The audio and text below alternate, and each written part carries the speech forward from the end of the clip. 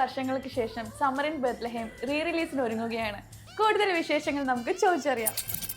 Maximum entertainments അവിടെ കാണുന്നത് രസിക്കുക, ഇതൊക്കെ പ്രൊഡ്യൂസറായ എൻ്റെ ജോലി. പറഞ്ഞാൽ കേൾക്കാത്ത കുറേ കുട്ടികളും പക്ഷേ ഈ പറഞ്ഞാൽ കേൾക്കുന്നവരില്ല, അവരവരുടെ ജീവിതമായിട്ട് മുമ്പോട്ട് പോകും. കോസ്റ്റ്യൂംസിന് വേണ്ടി അടി ഉണ്ടാക്കിയിട്ടുണ്ടോ? തീർച്ചയായിട്ടും. കളർ ഇഷ്ടമല്ല, എനിക്ക് പോൾക്ക ഡോട്ട് വേണം. മിസ് ചെയ്യുന്ന എന്തായിരിക്കും? ഓഫ് കോഴ്സ് കലാഭവൻ മണിച്ചേട്ടൻ. ആളെന്തെങ്കിലും ഗെയിംസ് ഒക്കെ mimicry mono act one man show ആയിരുന്നു.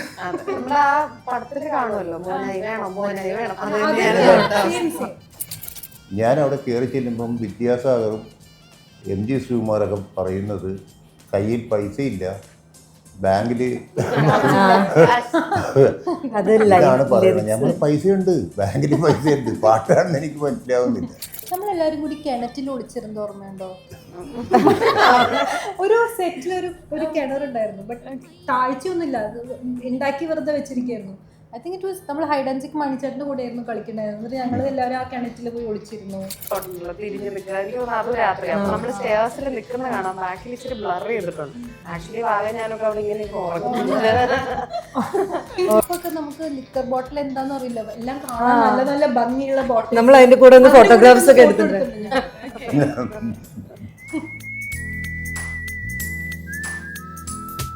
27 വർഷങ്ങൾക്ക് ശേഷം സമ്മർ ഇൻ ബെത്ലഹേം റീ റിലീസിന് ഒരുങ്ങുകയാണ്. കൂടുതൽ വിശേഷങ്ങൾ നമുക്ക് ചോദിച്ചറിയാം. Welcome all.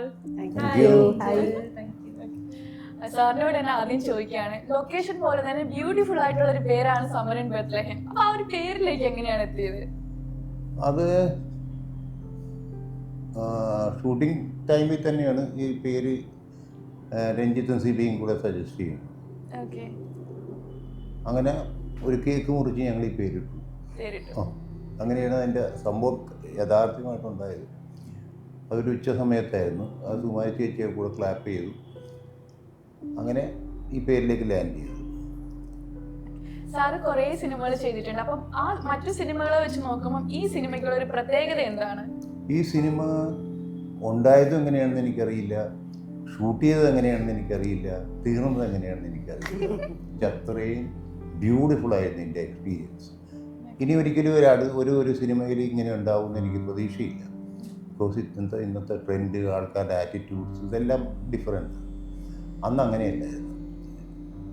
അപ്പോൾ അതിൻ്റെ ഒരു ഉദാഹരണമാണ് ഇന്ന് ഈ കുട്ടികൾ എൻ്റെ കൂടെ ഇപ്പോൾ ഇവിടെ ഇരിക്കുന്നത്. ബിക്കോസ് ഇതൊരിക്കലും ഞാൻ എക്സ്പെക്റ്റ് ചെയ്ത കാര്യമല്ല. അവർ ഓടിയെത്തി. അന്നും ഇതേമാതിരി തന്നെ ഇവരെല്ലാവരും ഓടിയെത്തി. അപ്പോൾ അത് സിനിമ ഷൂട്ടിംഗ് ആണെന്ന് ഫീൽ ചെയ്യുന്ന വിധത്തിലല്ല ഇവരുടെയൊക്കെ ആറ്റിറ്റ്യൂഡ്, അവിടെയുള്ള ഓരോരുത്തരുടെ ആറ്റിറ്റ്യൂഡ്. അത് കലാഭവൻ മണി, ഞങ്ങളുടെ നല്ലൊരു സുഹൃത്ത്, മയൂരി, അവരൊന്നും സുമാരി ചേച്ചി, ഇവരൊന്നും ഞങ്ങളുടെ കൂടെ ഇല്ലേ. പക്ഷേ അത് മിസ്സിങ് തന്നെയാണ്.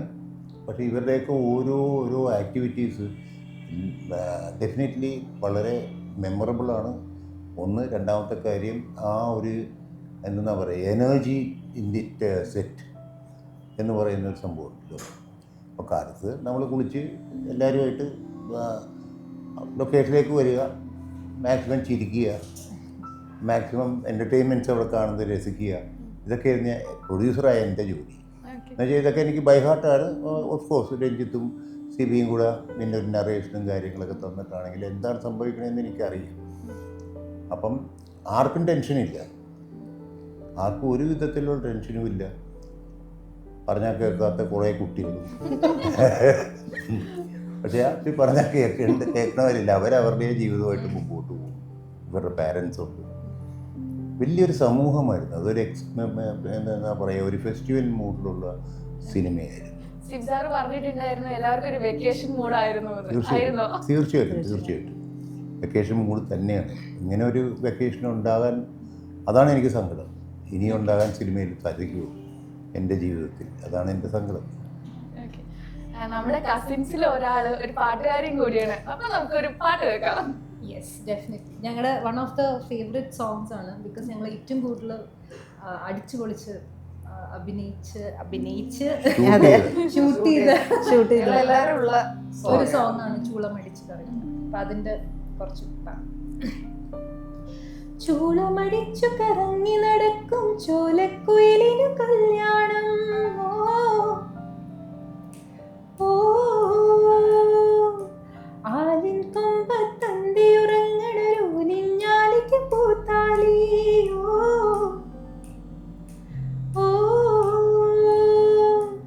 ആറ്റിലൊളിച്ചു കളിക്കണ മീനെ കാറ്റിൽ കുറുകുഴലൂതണ കാറ്റ്. ആറ്റിലൊളിച്ചു കളിക്കണ മീനെ കാറ്റിൽ കുറുകുഴലൂതണ കാറ്റ്. കാൽത്തള കെട്ടി കൈവള ചാർത്തി കല്യാണത്തിന് കൂടേണ്ടേ. ഓ ചൂളമടിച്ചു കറങ്ങി നടക്കും ചോല കുയിലിനു കല്യാണം.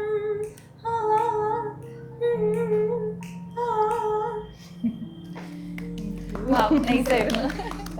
പാട്ട് അഭിനയം രണ്ട് ചോയ്സ് തന്നാൽ ഏത് ചൂസ് ചെയ്യും? പാട്ട് അഭിനയിച്ചിട്ടില്ല, ഞങ്ങൾ കളിച്ച് നടന്നിട്ടുള്ളൂ സമരം ബത്ലഹേമില്. പിന്നെ സിബി അങ്കിളുടെ കഴിവായിരുന്നു കറക്റ്റായിട്ട് എന്താണ് ചെയ്യേണ്ടതെന്നുള്ള ഒരു രീതിയിൽ ഭയങ്കര പേഷ്യൻ്റ് ആയിട്ട് പറഞ്ഞു തന്ന് അത് ഞങ്ങൾ അറിയാണ്ട് ക്യാമറാസ് ഒക്കെ വെച്ചെടുത്തത്. സോ അൻസുവിന്റെ ലൊക്കേഷൻ മെമ്മറീസ് ഒക്കെ എന്താണ്? മെമ്മറീസ് ഞാനായിരുന്നു കസിൻസിൽ ഏറ്റവും ചെറുത്. ചെറുത്. പിന്നെന്താ എല്ലാവരുടെയും കെയറും കാര്യങ്ങളൊക്കെ കിട്ടിയിട്ടുണ്ട്. പിന്നെ ഞങ്ങൾ കുട്ടികളായിട്ടുള്ള എന്താ പറയുന്നത് കളി ചിരി തമാശ. പിന്നെ അത് വെക്കേഷൻ മോഡ് തന്നെ ആയിരുന്നു. ഞങ്ങൾക്ക് സ്കൂൾ വെക്കേഷൻ ടൈമായിരുന്നു. ഏപ്രിൽ മെയ് മന്ത് ആയിരുന്നു ഇത് ഞങ്ങൾക്ക് ഷൂട്ട് ചെയ്ത ടൈം. പിന്നെ ഊട്ടിയായിരുന്നു. പിന്നെ ഈ ചൂളമടിച്ച് കറങ്ങി നടക്കും ആ സോങ്ങൊക്കെ ഓർമ്മയുണ്ട്. പിന്നെ കുറേ ചേച്ചിമാർ കളിക്കാം. അത് ഒരു മൂവി ആയിട്ട് ഞങ്ങൾക്കൊരു ഫീലേ ചെയ്തിട്ടില്ല. ഒരു ഫാമിലി ഫ്രണ്ട്ഷിപ്സ്. പിന്നാണ് ലേറ്റ് ഞങ്ങളിതൊരു ഇത്രയും വലിയൊരു ചിത്രത്തിൻ്റെ ഭാഗമാവാൻ ഞങ്ങൾക്ക് പറ്റി. അതും ഇത്രയും വലിയ ലീഡിങ് ആക്ടേഴ്സിൻ്റെ ഒക്കെ കൂടെ അഭിനയിക്കാൻ പറ്റിയതിലൊക്കെ ഒരുപാട് ബ്ലെസ്ഡ് ആണ്. പിന്നെ ഞങ്ങൾക്കൊക്കെ ഇപ്പം റിലീസായിട്ട് ഞങ്ങൾക്ക് വി ഗോട്ട് കണക്റ്റഡ്. സോ അതും വലിയൊരു ബ്ലെസ്സിങ് ആണ്. And we are very happy and excited to watch the summer in Bethlehem movie in theatre. Okay, ഇപ്പം ആ ഒരു കഴിഞ്ഞ വർഷങ്ങളിലേക്ക് തിരിഞ്ഞു നോക്കുമ്പോഴത്തേക്കും ആ ലൊക്കേഷനിൽ മിസ് ചെയ്യുന്നത് ഏറ്റവും കൂടുതൽ മിസ് ചെയ്യുന്നത് എന്തായിരിക്കും? ഓഫ്കോഴ്സ് കലാഭവൻ മണിച്ചേട്ടൻ. ഓക്കെ, അതെ, മണിച്ചേട്ടനായിട്ട് മറക്കാൻ പറ്റാത്തൊരു മെമ്മറി ഷെയർ ചെയ്യാവോ? മറക്കാൻ പറ്റാത്ത മെമ്മറി എന്ന് പറയുന്നത് നമ്മളെല്ലാരും കൂടി കിണറ്റിൽ ഒളിച്ചിരുന്ന ഓർമ്മയുണ്ടോ? ഒരു സെറ്റിൽ ഒരു കിണറുണ്ടായിരുന്നു, ബട്ട് താഴ്ചയൊന്നുമില്ല, അത് ഉണ്ടാക്കി വെറുതെ വെച്ചിരിക്കുകയായിരുന്നു. ഐ തിങ്ക് ഇറ്റ് വാസ് നമ്മൾ ഹൈഡ് ആൻഡ് സീക്ക് മണിച്ചേട്ടൻ്റെ കൂടെയായിരുന്നു കളിക്കണ്ടായിരുന്നു. എന്നിട്ട് ഞങ്ങൾ എല്ലാവരും ആ കിണറ്റിൽ പോയി ഒളിച്ചിരുന്നു. It was fun. ആളെന്തെങ്കിലും ഗെയിംസ് ഒക്കെ mimicry mono actor one man show ആയിരുന്നു. നമ്മൾ ആ പടത്തിൽ കാണുമല്ലോ മോനായി വേണം എല്ലായിടത്തും മണിച്ചേട്ടൻ്റെ ഒരു പ്രസൻസ് ഞങ്ങൾക്ക് ഫീൽ ചെയ്യും. ഇപ്പം ഈ സിനിമയിൽ നോക്കുകയാണെങ്കിൽ ഇമോഷൻ ഉണ്ട്, പ്രണയമുണ്ട്, കോമഡി ഉണ്ട്, എല്ലാം ഉണ്ട്. കൃഷ്ണയുടെ ഫേവറേറ്റ് സീൻ ഏതാ? അന്ന് ഇതൊന്നും ഉണ്ടെന്ന് ഞങ്ങൾക്ക് അറിയത്തില്ലായിരുന്നു. ഞങ്ങളെ സംബന്ധിച്ചൊരു ഫണ്ടാണ്. ഇന്ന് കാണുമ്പോൾ ഇന്നിപ്പം ഒരു ഇവന്റിന് മഞ്ജു ചേച്ചി പറഞ്ഞോളൂ, ഇതിപ്പം മെന്റൽ ഹെൽത്തിനൊക്കെ ഭയങ്കര ഇമ്പോർട്ടൻസ് കൊടുക്കുന്നു. അപ്പം ആമി എന്നൊരു ക്യാരക്ടറിന്റെ ആ ഒരു മെന്റൽ പ്രഷർ എത്രത്തോളം ഉണ്ട്, അത്രയും പ്രഷർ എന്നിട്ട് ചൂളമടിച്ച് എന്ന് പറഞ്ഞ അപ്പൊ തന്നെ പുള്ളിക്കാരി മാറുകയാണ്. സോ അങ്ങനത്തെ എനിക്ക് ആ ഒരു ചേഞ്ച് ഓഫ് സീൻ ഭയങ്കര ഇഷ്ടമാണ്. ലൈക്ക് നീ കാരണം ഞങ്ങൾ വന്നത്, ഞങ്ങളെല്ലാരും തിരിച്ചു പോവാന്ന് പറയുമ്പോൾ മഞ്ജു ചേച്ചി അപ്പൊ ഒരു ചേഞ്ച് ഉണ്ട്, നേരെ പാട്ടിലേക്കാണ് പോകുന്നത്. എനിക്ക് ആ മൊമെന്റ് ഭയങ്കര ഇഷ്ടമാണ്. ഓക്കെ, 2001 ബെസ്റ്റ് ചൈൽഡ് ആർട്ടിസ്റ്റും കൂടിയായിരുന്നു കൃഷ്ണ. അപ്പം ഈ അഭിനയ ജീവിതത്തിൽ ഈ മൂവിന്ന് ക്യാച്ച് ചെയ്തിട്ടുള്ള ഒരു കാര്യം എന്താണ്? അയ്യോ, ഈ മൂവി കുറച്ച് നല്ല ചെറുതായിരുന്നല്ലോ. എനിക്ക് തോന്നുന്നു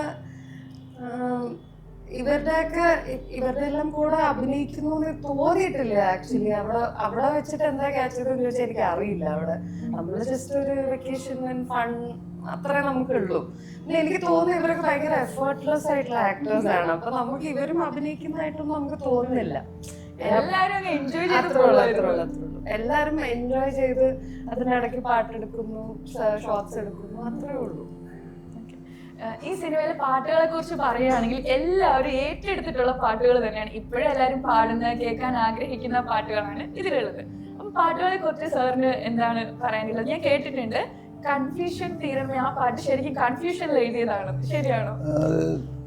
ആക്ച്വലി അത് നമ്മുടെ ഷൂട്ടിങ്ങിൻ്റെ ഇടയിലുണ്ടായ സിറ്റുവേഷനാണ്.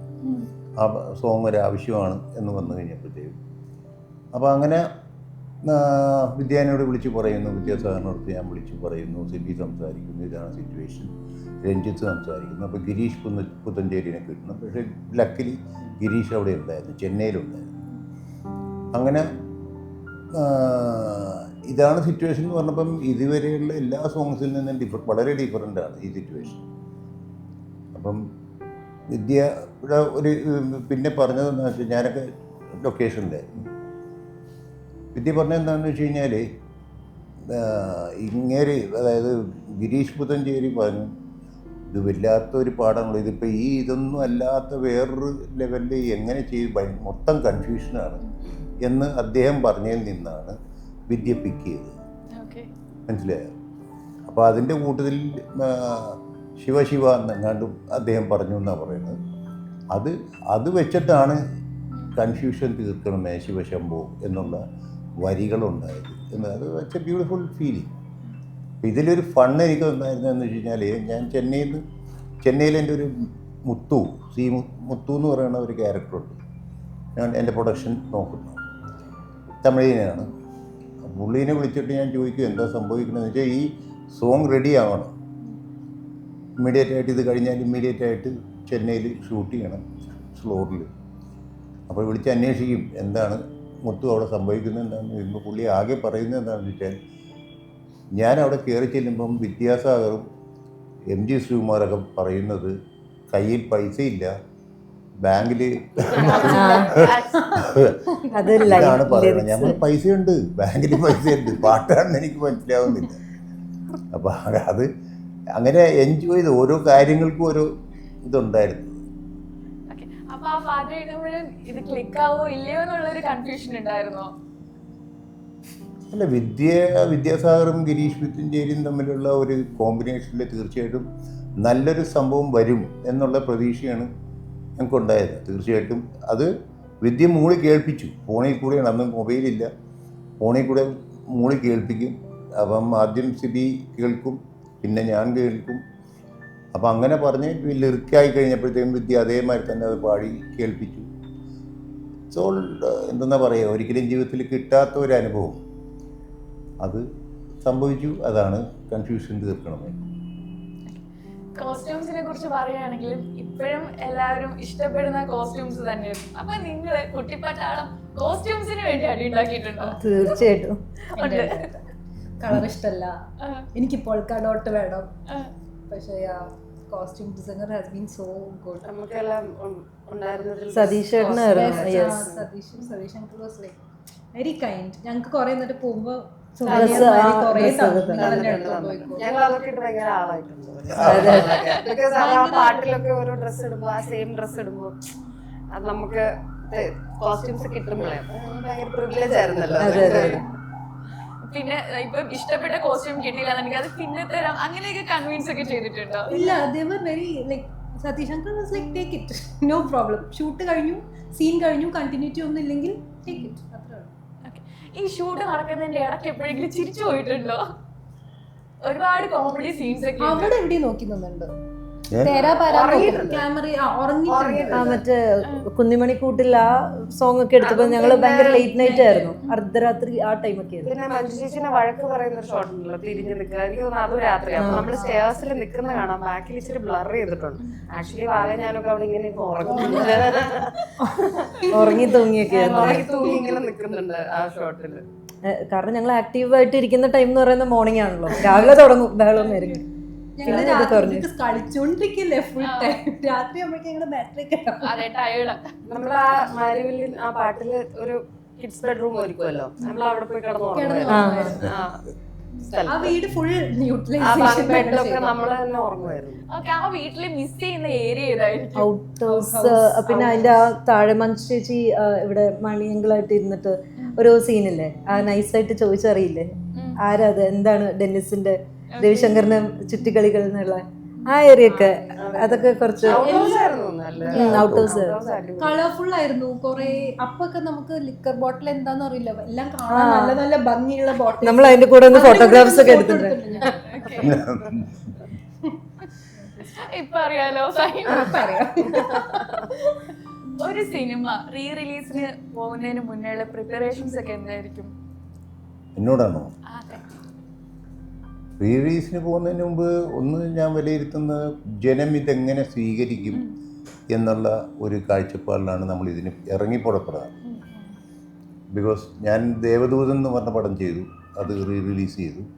അതെൻ്റെ മനസ്സിൻ്റെ ഒരു വാശിയായിരുന്നു. സിബിക്കും അങ്ങനെ ഒരു സ്പിരിറ്റായിരുന്നു. ബിക്കോസ് ഞാനത് ഫസ്റ്റ് ഞാൻ പ്രൊഡ്യൂസ് ചെയ്യുമ്പോഴത്തേക്കും അത് വിചാരിച്ച രീതിയിൽ പ്രേക്ഷകർ ഏറ്റെടുത്തില്ല. പക്ഷെ എൻ്റെ ഉള്ളിൽ അറിയാം എനിക്ക് ഞാൻ തെറ്റല്ല ചെയ്തത്, ഒരു വേണ്ടാത്ത സിനിമയല്ല ചെയ്തത്. സിബിയും അങ്ങനെ തന്നെയായിരുന്നു. അപ്പോൾ അങ്ങനെ എൻ്റെ വളരെ നല്ലൊരു സുഹൃത്തുണ്ട് ഞാൻ കോക്ടോസിൽ, ഇവിടുത്തെ ഈ കമ്പനിയോട് ഇവിടെ വന്നതിന് ശേഷം, ബോണി എന്ന് പറയുന്ന അദ്ദേഹം ഞങ്ങളുടെ ഈ ഡിസ്കഷനിൽ പാർട്ടായിട്ട് പുള്ളി പറഞ്ഞു നമുക്കൊന്ന് ട്രൈ ചെയ്യാം 4K റെസൊല്യൂഷനിൽ. ലക്കിലി അതിൻ്റെ നെഗറ്റീവൊക്കെ ഞങ്ങളുടെ കയ്യിലുണ്ടായിരുന്നു. അങ്ങനെ 4Kയിൽ അത് ട്രൈ ചെയ്യാം, കുറച്ച് എഡിറ്റ് ചെയ്യാം. അത് സിബിയുടെ ബുദ്ധിയാണ്. എനിക്ക് തോന്നുന്നത് ഇത് തുടങ്ങുന്നതിന് മുമ്പ് ഒരു 5-6 പ്രാവശ്യം ബോണിയുടെ സ്റ്റുഡിയോയിൽ തന്നെയാണ് ഇത് കണ്ടത്. എന്നിട്ടാണ് ഓരോ സീൻസ്, വേണ്ടാത്ത സീൻസ് എന്ന് പറയുന്ന ഹ്യൂമർ സെൻസുള്ള കുറേ കാര്യങ്ങളൊക്കെ മാറ്റി ഇത് സ്ട്രെയിറ്റ് നറേഷൻ എന്ന് പറയുന്ന ഒരു ആറ്റിറ്റ്യൂഡിലേക്ക് അതേമാതിരി തന്നെയാണ്. പിന്നെ പല സിനിമകളും ഇവിടെ റീ റിലീസ് എന്ന് പറഞ്ഞ് വന്നു. 1-2 സിനിമകളാണ് അതിൽ സക്സസ് ആയത്. പിന്നെ എനിക്ക് തോന്നിയ അന്നും ഈ തോന്നലുണ്ട്, അതായത് ഇന്നും പ്രസക്തിയുള്ളൊരു സിനിമയാണ് സമ്മറിൻ ബത്ലഹേം എന്നെനിക്ക് ഫീൽ ചെയ്യുന്നത്. എനിക്ക് ഫീൽ ചെയ്യുന്നത് വെച്ച് കഴിഞ്ഞാൽ എനിക്കറിയാം അതിൻ്റെ ഒരു ഏത് വിധത്തിലും, ഇപ്പം നേരത്തെ നിങ്ങൾ പറഞ്ഞ മാതിരി കോസ്റ്റ്യൂംസ് വൈസ് ആണെങ്കിലും